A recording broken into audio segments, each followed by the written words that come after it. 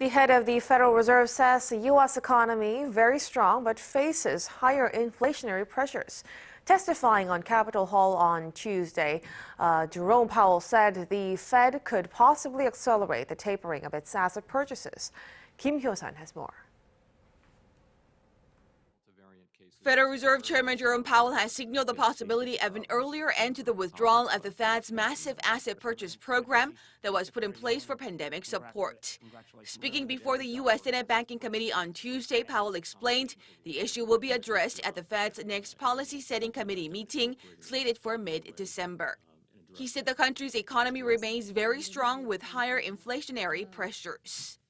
But at this point, the economy is very strong and inflationary pressures are high, and it is therefore appropriate, in my view, to consider wrapping up the taper of our asset purchases, which we actually announced at the November meeting, perhaps a few months sooner.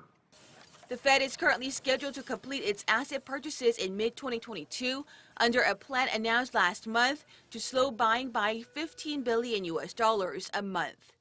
If the Fed decides to speed up tapering earlier than scheduled in spring next year, this could give it leeway to raise interest rates anytime thereafter.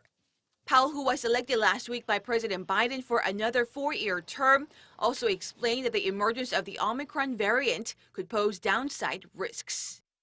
The recent rise in COVID-19 cases and the emergence of the Omicron variant pose downside risks to the employment and economic activity and increased uncertainty for inflation.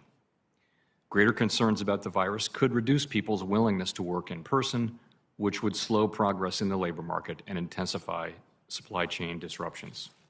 He added the new variant could also worsen supply chain disruptions. Such comments imply the Omicron variant may complicate the Fed's next steps, creating further uncertainties.